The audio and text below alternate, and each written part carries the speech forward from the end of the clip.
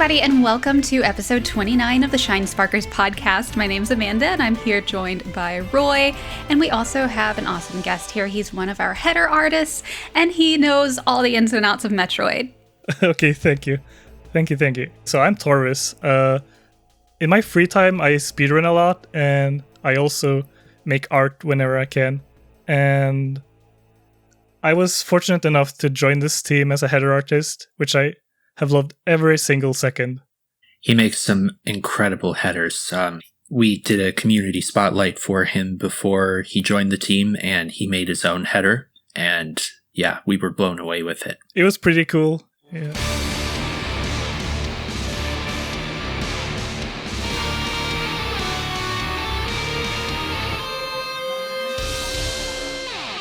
All right, so March 19th, just for the record, we are recording a little before that, marks 30 years since Super Metroid was released on the Super NES. The game still holds up today, and it's so much fun. And so we're going to talk about some of our favorite memories of playing Super Metroid for the first time and how it's held on over the years. So Roy, why don't you kick us off? Sure. Super Metroid was the first Metroid game that I ever played. I had a copy of Brawl on Wii, and it had those 3-minute masterpiece demos, so I played it for the first time that way. I liked it enough that I saved up and bought it on Virtual Console. You had to save up Wii points back then instead of actually paying for the games. I played through it. It took me a long time to finish it because I was new to the genre, but I loved the atmosphere, I loved the boss battles, and how satisfying it was when you finally defeated the boss, particularly Ridley, who is quite challenging if you're new to the game, and even still afterwards. After all, he is Samus's arch nemesis. So yeah, Super Metroid, I have a lot of fond memories with it. When it came to Switch Online, I played it with Darren. You can do co-op almost, where you switch control back and forth between players. So we did that together right around when it came to Switch Online. And yeah, I go back to it from time to time, and I still love it. It still holds up 30 years later, absolutely. And if you haven't ever played it before, why not? You're missing out. Go download Switch Online now and play it. You have to. It's just incredible. So the first time I played Super Metroid, it was a few years ago. I don't remember exactly when it was that I played it. I want to say it had to have been pre-COVID. It's been a long time since I've played it. And this is like the last 4 years have just kind of run together. I don't know when anything took place in these past 4 years. But anyways, I played it on the Wii U Virtual Console, and I really enjoyed it. I thought it was a lot of fun. I thought it was really cool. I loved getting to hear all the music and stuff, especially some of it being music that I recognized from Smash Brothers the first time I ever heard it, and then hearing the Super NES version of it was really neat. There were so many instances while I was playing it that I just ended up screaming many times, especially towards the very end where little baby Metroid comes along, and I had no idea what was happening, and I just started screaming, and it was really cute, but at the same time, really funny. So was I good at Super Metroid? Not particularly. I had a hard time with some of the space physics because, you're playing a Super NES game where the physics are slightly different than the typical platformer that we would be playing today. But once I got a hang of it, I was good, and I did successfully beat the game. I think the worst part, though, was after you beat the boss and you have to go through and run through the area to get to the ship and all that. And I barely made it in time because I have zero sense of direction, so I get lost really easily. And so I made it with 1 second to spare. I think if I had to do the boss battle again, I would have cried. Was this Ridley or Mother Brain? This was Mother Brain. Yeah, that one can be very intense. Yeah, Ridley was not all that big of a deal, but Mother Brain was the one that was just okay. I know I struggled with it some, but you know what? That's all right. It was part of the fun. As honestly, what I like about Metroid is how you can see your progress as you keep going, because a lot of it is just recognizing some of the patterns. And so what you first die in immediately, then after a few tries, then it just becomes really easy for you. So I just like being able to see the progress like that. Yeah. It's challenging, but it's not unforgiving. Exactly. How about you, Torvus? So my first entry to the Metroid franchise was through Super Metroid's sequel, Fusion. And after playing through Fusion, I naturally was interested in the series generally. So I looked up on YouTube and I quickly found about Super Metroid. Since then, I watched a lot of speedruns and I got super fascinated into that kind of playstyle. But it took a lot of time until I first tried Super Metroid myself, actually. So from Fusion onwards, I moved to Prime Hunters and then Prime 3, because those were readily available for the systems that I had. It took until the Wii U Virtual Console for me to actually play Super Metroid myself. And I remember having a really weird route because I was aware of basically every single block of this game because of my knowledge from speedruns and whatnot. So I actually skipped Spore Spawn in my first playthrough because I knew about the mock ball and I really wanted to learn that trick. It's surprisingly simple, but it's really hard to learn, I guess, because it depends on your timing to morph. Yeah, I've never been able to do it. Once you learn the timing, it gets pretty easy. I can do it whenever I want. And it's really fun to do too. I do it whenever it's even not necessary. But yeah, basically, I went through the game by using a lot of tricks that I otherwise wouldn't have known. So not only did I do the mock ball, but I also learned how to wall jump pretty quickly. After all, it was possible to do in Fusion and Zero Mission, so I already had learned about the trick. But the timing is different in Super, in that you don't press jump as you change your direction. You actually change your direction and wait a little bit, and then you press jump. But anyway, after getting Super Missiles and skipping Spore Spawn, I wanted to try to get up the red tower, but it was actually too hard for me. So I remember just going down to Kraid and beating him first. It was like a small defeat for me, but it's actually a really difficult trick to get up there without Ice Beam. So after Kraid, I went and got Ice Beam early. I got High Jump, straight to Speed Booster and Wave Beam. And then I went up to Fentune, I think, who was a pretty easy boss when I had all of the energy tanks and the Varisuit and whatever. And onwards, I didn't really have a problem until in Meridia, because I actually forgot about a couple of bomb blocks. So I was actually stuck for like a little bit, and I had to go to YouTube just to see where I was supposed to go. But after that, it was like smooth sailing, and I fell in love. I knew a lot about the game already, but to experience it by myself firsthand, its atmosphere, its music, and its gameplay felt amazing. And I play it quite often, even today. This is making me want to go back and replay Super Metroid now. Same. You should. I love doing that. I agree. I've been talking with Deadweight about doing a stream on our YouTube channel. Yeah. Later in the month. Ooh. So we'll have to figure out when to do that and maybe test a stream. But I'd like to do that. Yeah, that's really cool. I remember getting to learn all about the Crystal Flash when I was streaming, because I was like dying and people were like, do the Crystal Flash. I'm like, what the heck is that? And so everybody's like having to talk me through it. Yeah, it's there's no tutorial for it at all. It's just a cool thing that you can do. Someone might do it accidentally, just out of desperation. And they've never brought it back in a subsequent Metroid game. Mm-hmm. They need to bring it back for Metroid 6. The only way people could know about the Crystal Flash is due to, like, not the video files, but the gameplay segments that the title screen plays, in which one of the clips Samus does the Crystal Flash. But the way to do a Crystal Flash is really confusing, honestly. You have to have, like, 10 of missiles and super missiles and 11 of power bombs. And then you have to have, like, 50 or under HP without any reserve tanks.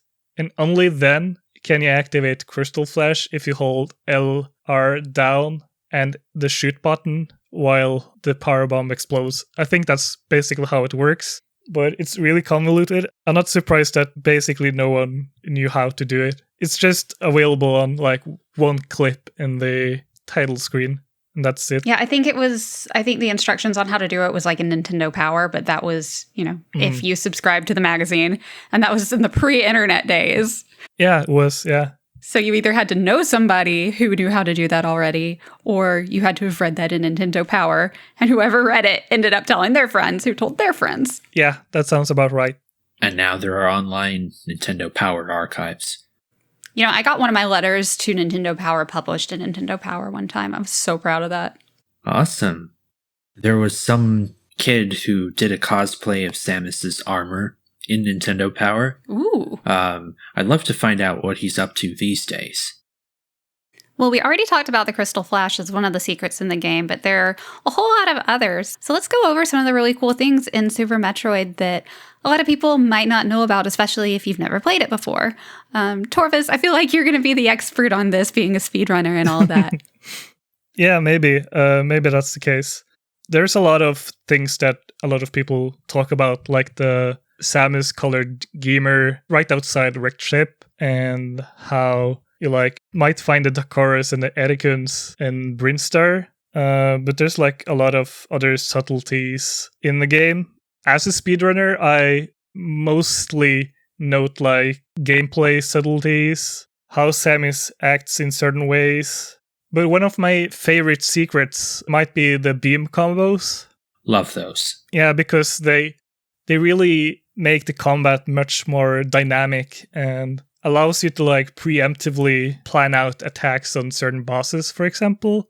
And it's an inclusion that I hope we see in future titles, because it allows you to proactively plan your attacks as if it was a chess strategy, for example, let's say the Torvus opening or something like that. It's an attack that I just really like overall. A big fan of it. I like how anytime I mention playing Metroid, playing Super Metroid, and inevitably somebody always asks me, all right, question, save the animals or don't save the animals? I'm like, of course you want to save the animals.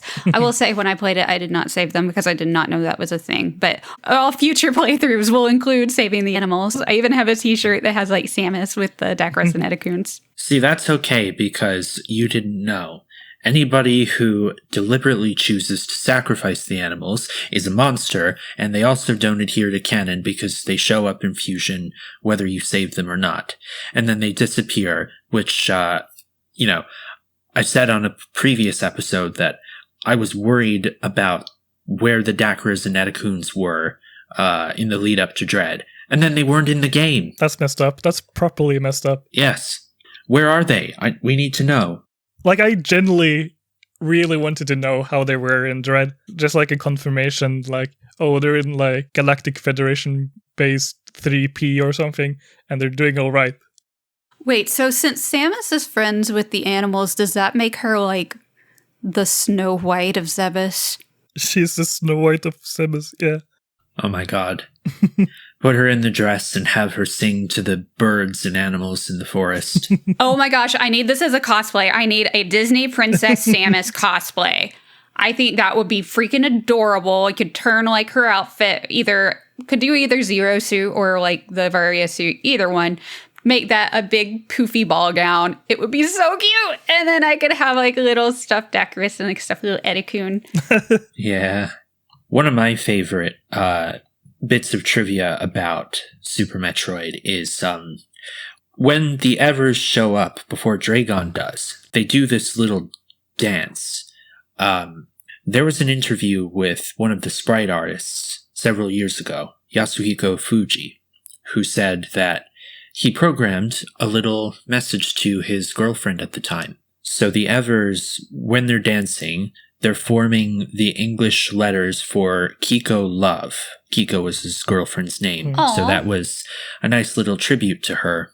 And it wasn't in the design documents at all. He added it in secret and only revealed it after the statute of limitations, i.e. his NDA, had expired. So that was a cute bit of trivia. Something that I learned at the end of last year, because I had the good fortune of being able to interview the director of the live-action commercial, Yasuo Kanamaki. He told me that a fire broke out on set. Obviously, they have the explosion, because it's depicting Ridley's attack on Ceres. Ridley was made of plywood, and that caught fire from the pyrotechnics. That's quite a bit of cool but scary trivia, but luckily it was put out very quickly, and it sounds like nobody was hurt. Yeah, if nobody was hurt, then it's cool. Yes. Not only do we have Meta Ridley, but we also have Plywood Ridley. That's awesome. Oh my god. Yeah, Ridley is probably the biggest narcissist of all, because he has all these different forms. He has a robot made up of himself, his image plastered all over the pirate homeworld, fans clamoring for him to appear in Smash, which we eventually got, and he has a plywood replica of himself. I think he's just a narcissist. He is. I think Ridley is just really full of himself, having all of these depictions of himself. Wouldn't surprise me if he's the one that started the Ridley in Smash petition, whatever you want to call it. Oh, yeah. Yeah, basically. Movement. The Ridley in Smash movement. There we go. I main Ridley in Smash, by the way. I fucking love that guy. Awesome. He's so fun. Yeah. I lost my voice from screaming when they first revealed Ridley. Oh, God. Darren called me right after, and I remember, that did not just happen! It was so awesome. Yeah. Slowly, we've been getting everything we've ever asked for. Yeah. Prime Remaster, Dread, Metroid 2 Remake, Prime 4 eventually, Ridley and Smash, and Dark Samus. We've been getting everything. Keep it going. Yeah, keep it going, Nintendo. What other requests can we make, right? Yeah. Yeah, it was funny you were mentioning like Dragon. I remember when I fought her the first time and then realized she was a mom. Everybody in chat was like, wow, Amanda, you killed their mom. You're a monster. And then I felt really bad. You're supposed to save the animals. Come on. Yeah. I felt really bad for killing the mom. I was like, oh, she has babies though. And now the babies are sad. What's worse is when she dies and she falls to the floor and the children surround her corpse and I guess they bury it or they take it away with them. That part killed me. I was just going, oh my gosh. And it... Dragon actually has a specific sprite when she's dying, like her stomach gets torn. So just want you guys to know that. Oh my god. That's terrible. Yeah. Those poor babies had to watch their mom's stomach get torn. Yeah. It's awful. Maybe they just ate the mom and maybe they just didn't care. Yeah, actually, what if they're just space pirates and they don't have any emotions and stuff? Let's just go on with that. It's like Bambi's mother all over again. Oh my god. One fun little fact about the Dragon fight is that the turrets are actually tied to the AI of Dragon, and I find that kind of neat. It's like, oh shit, she is using the turrets actually. It feels like the fact that in-game lighting uses real-world electricity in a way. Yeah. It feels kind of fun. I think that's the case for the Emmy as well, actually. When you're fighting the central units, the turrets are used by the Emmy, it seems like. Because there's a point in the first central unit fight in which you can skip seeing the Emmy. And if you do that, then the turret doesn't activate. And a lot of people have seen that the turrets will light up in the respective colors of the Emmy. So I suspect that's the case for the central unit fights as well. That's very interesting. I did notice the color, but I never thought that maybe the Emmy was controlling the turrets. Could be. It's just speculation, but it could be.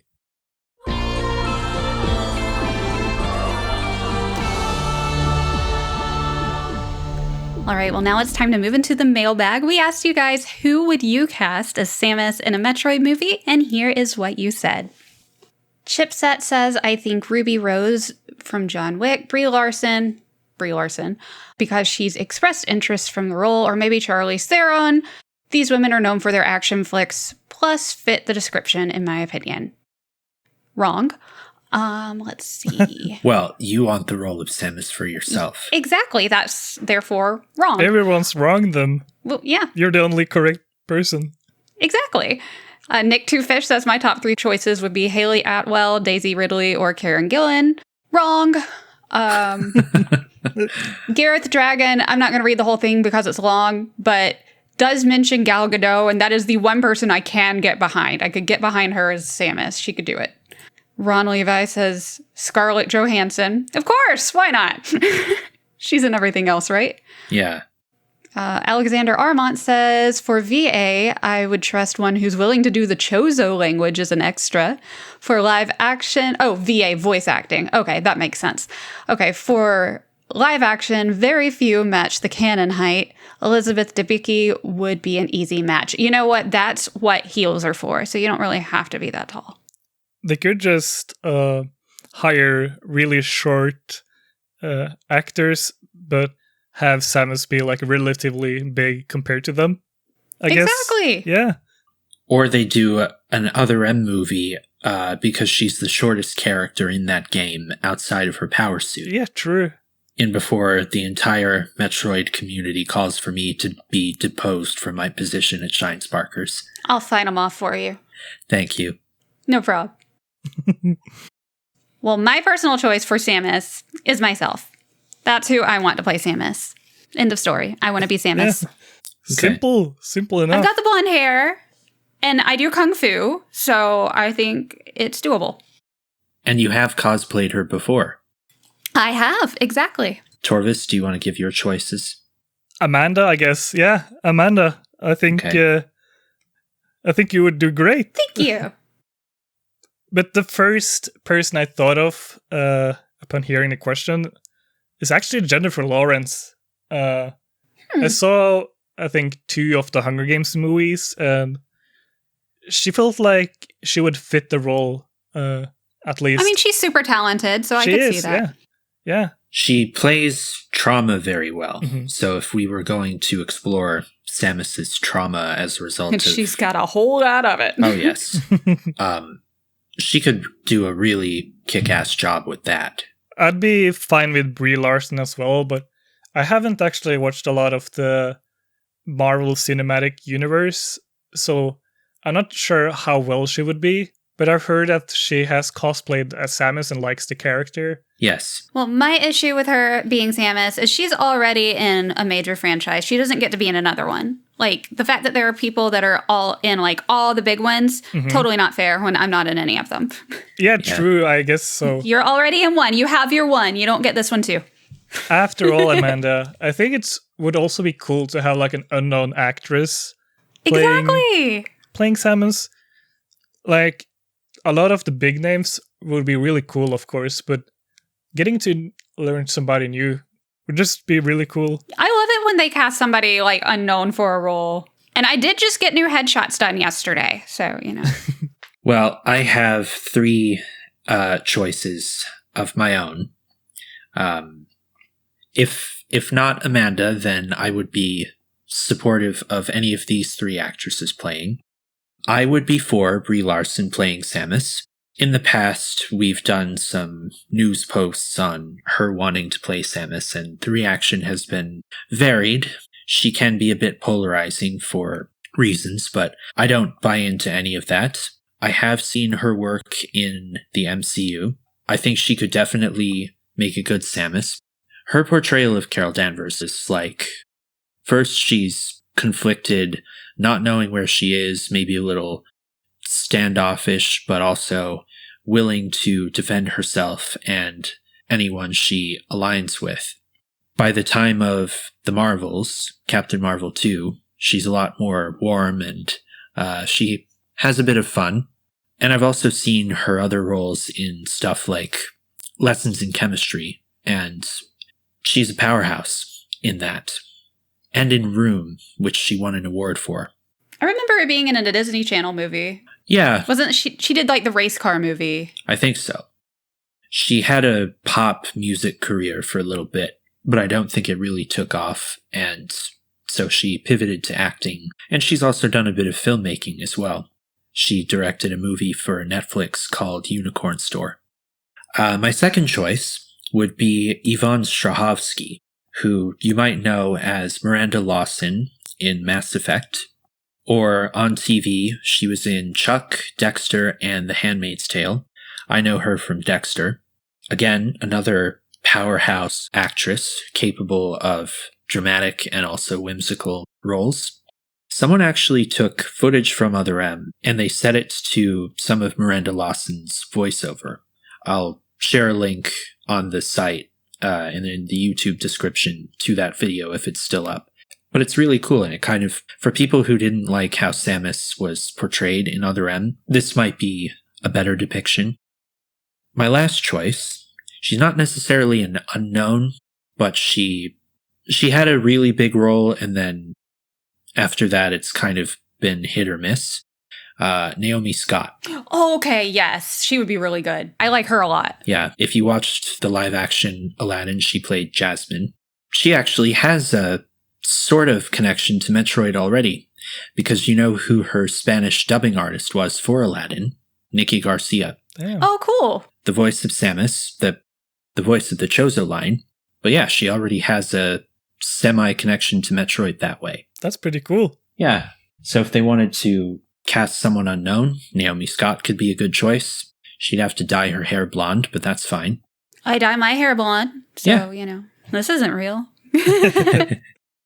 Okay, well, everybody, thank you so much for your answers there and for submitting. So our mailbag question for next time is, what do you hope to see in a remaster of Metroid Prime 2? Well, everyone, thank you so very much for joining us today. And of course, Roy and Torvus, I'm so glad you guys were here and getting to all of us talk together about some Super Metroid and the anniversary. I cannot believe it's 30. I feel old, but you know what? Who cares? Once again, thank you for joining. We'll see you next mission. See you next mission. See you next mission. And he knows all the ins and outs of Metroid. Yeah. Pretty much, yeah. Torvus, this is where you say who you are. Okay, thank you. All right, so this episode, we are going to be discussing Metroid's 30th, or Super Metroid, sorry. I was like, I could have sworn Metroid itself was older than 30. That it was like closer to my age. All right. I thought it was really cool. I loved getting to see the music, see the music. The Evers, that's what they're called, his or her children. I think Dragon's a woman, maybe, a mother. It's not clear. Anyway. She has babies, so I'm going to say woman. Yeah, probably.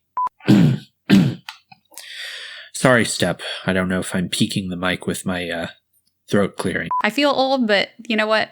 Who cares? I'll get you some prune juice. Yeah. Honestly, prunes are really good. So I'm actually not a fan of prune juice, but prunes themselves are so freaking good. Like one time I got a whole bag of them and I'm just eating them. My mom comes out, she's like, "Are you eating prunes?" I'm going, "'Cause they're good. They taste like candy."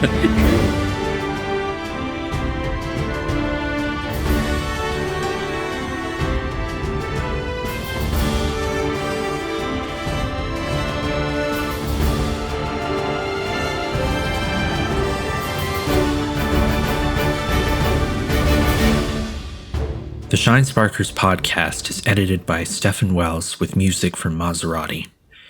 If you enjoyed what you heard, we hope you'll consider following us on our social media pages.